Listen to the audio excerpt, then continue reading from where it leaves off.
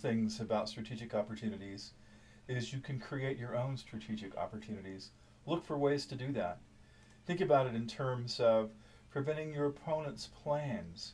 Anticipate what your opponent may do and put a protected piece right in the way so that they can't move and they can't develop a pawn or develop a bishop or a knight or a rook because you took a preventative action and anticipated their threats and neutralized those threats before they could even develop or become dangerous. That's one way you can create your own strategic opportunity.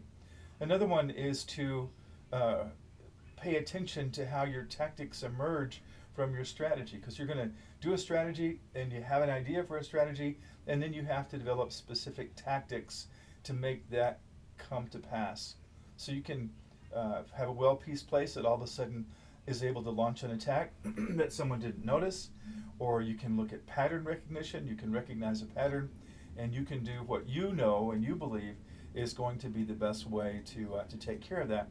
So we have strategic opportunities. This is the second video on this particular series that I have on strategic opportunities, and I had several videos earlier about the idea of looking at the board with the idea of thinking about strengths, weaknesses, opportunities, and threats.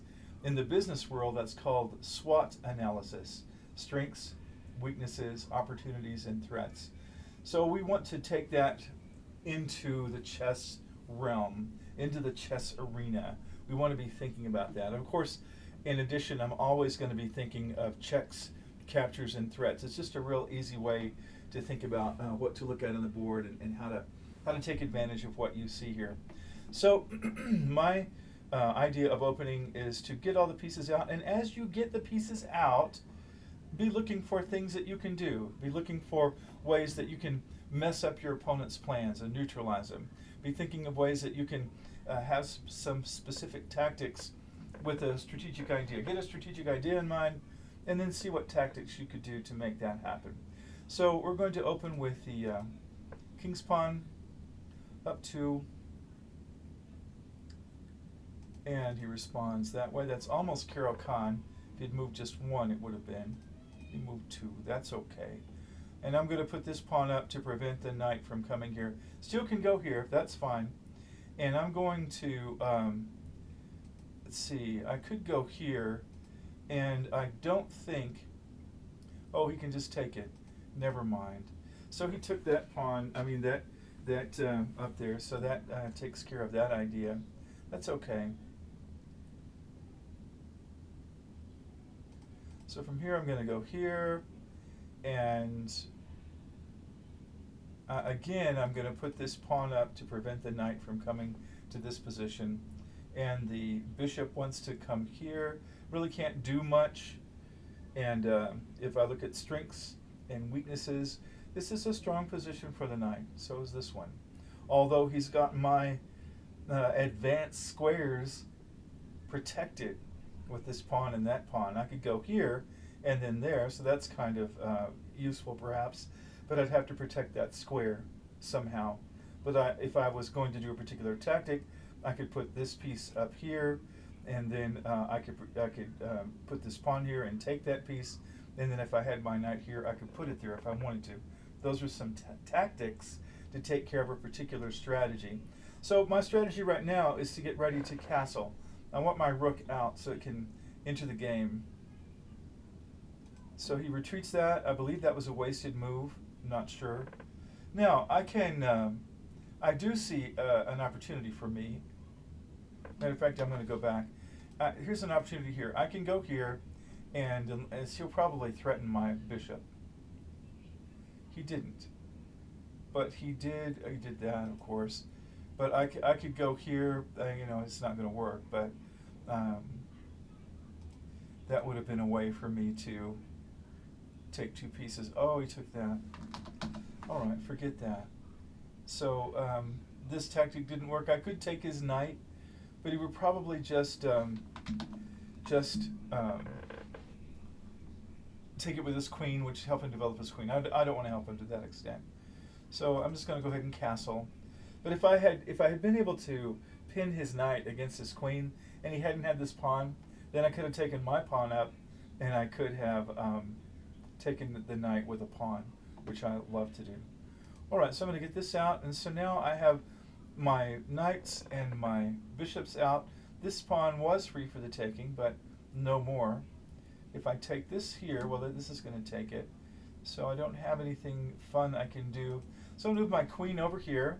I don't like my queen in front of the opponent's queen. And then I'm going to start advancing these pawns strategically.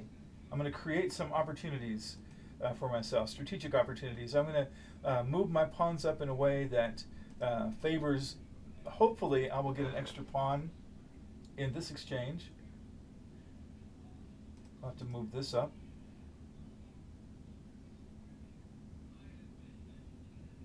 So he's got his rook here, and that bishop is protected, so I'm not too upset by that. So I'm going to go here, and I'm going to go here because it gives me an opportunity, a hope at least. Oh, it didn't work. I was hoping for an opportunity for discovered check. Didn't happen. So he's threatening my unprotected knight. So I'm going to put it here. I want to make sure that I look at strengths, weaknesses, opportunities, and threats. So he's going to go there. So I have an opportunity to take this pawn with this knight. Well, he did that. I kind of like this, actually. Oh, he's going to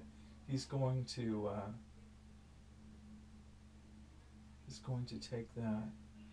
So I would have to go here. There we go. So that's my opportunity. That is my strategic opportunity. It wasn't a strategic opportunity. Grief. Okay, so I have to take this back. So be looking at what he's going to do. If I have this protected just with the pawn, so if I put this over here, that's protected. And then I can protect my knight with the other. Well, then he puts more pressure on this particular pawn. Wowee.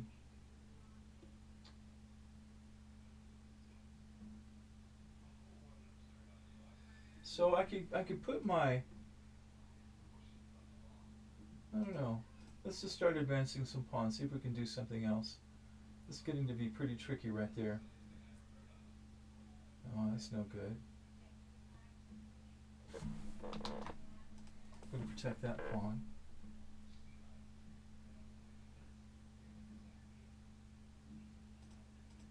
So he did it anyway. He traded a knight for... Oh, look at this. He'll have to move this pawn up or face checkmate. Oh, he didn't have to do that. So I can put him in check. And take his queen. I don't want his queen. I want to put him in checkmate. So I can take this. And I believe I can fork his king and his... I can. There we go. That gets me his queen. Now that was a strategic opportunity, and it just popped up. And now how can I finish the game? I think I can go here.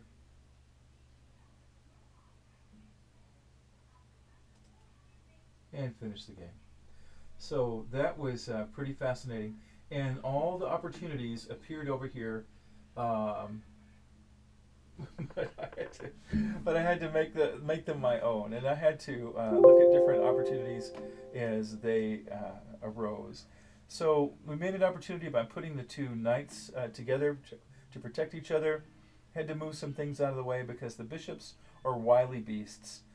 His pawns here, hindered his ability to use this bishop, but with everything stacked on this pawn, it made it almost impossible for me to have any kind of advantage on that pawn because he had this rook, his rook and queen, and the bishop, and I didn't have that many pieces on it, and it would have taken me even more trouble. So while we were all focused on that, I was able to take advantage of the situation over here and make that happen. So tactics, they emerge with your strategy.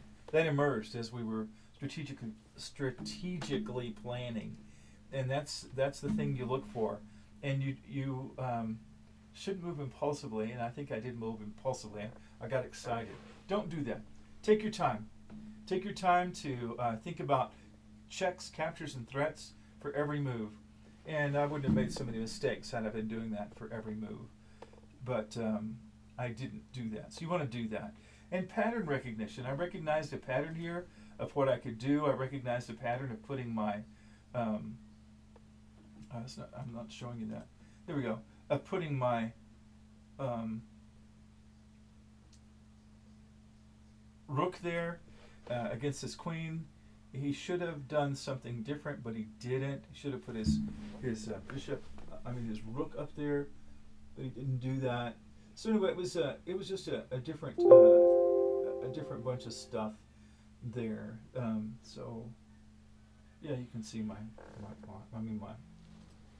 deal. So what else? Pattern recognition. Train your eye to recognize it. Train your mind to look for patterns. That is really why I have this particular kind of opening that I do. Is I do this opening and I look for patterns. I look for weak pawns. I have favorite weak pawns that I like to go for. I have patterns of things I can do with the knight that hopefully people won't expect. I have patterns of stacking pieces. I have patterns of moving pawns up. So these are all things I do for the mid game to get ready for it, and hopefully recognize a pattern that I can deal with. A tactical thing, forks, pins, skewers, discovered attacks. I love discovered attacks. One of my favorite things. I tried to set some up, and that really can set everything up in your favor when you do that. And also adapt to changing circumstances. When the circumstances change, you adapt. So thank you for watching. Thank you for being on this chess journey with me. I hope to do a chess.com, a 10-minute game. I don't know whether it'll be in this particular set of games. I'll have to think about that. But either way, I look forward to being on the chess journey and getting up there. So I think my rating is in the 700 somewhere. Started out in the 400s, and it's going up. But I'd played tons of games with this program for, I don't know, a long time. And so then I went back to chess.com, and I was better than I was when I was there previously. So that was pleasant. I won several games in a row, and then I lost the most recent one. But that's it. That's the way it is. You have to get ready and be prepared for and be accepting of the fact that you're going to lose chess games. That's kind of the way it is. So again, I would like to say that I cannot even think about doing this chess channel without your help. You're the one that makes it happen, and without your help, it just wouldn't exist. And so I want to just tell you how thankful I am for your participation. I'm excited as we go on this together and learn more and more things. And tell me if any of this has helped you improve your ELO with chess.com or Lichess or whatever else your platform you're playing on. So let me know how that's working out for you. And if you're able to use some of these things we talked about as just kind of things to go around in your head and make it easier for you to play the game and improve your game. So I think it's helping me, and it's helping me think about it. I've done some other things. I'll be talking some other videos about other things that I'm doing to help my chess game, as well as what we've been talking about here today. So if you think I've earned it, please smash that like button and the subscribe button, and leave me some comments. I mean, you can talk about my errors or ways I can improve. You're helping me brainstorm the channel. You're giving me ideas. That's incredible. I'm pretty humbled by that.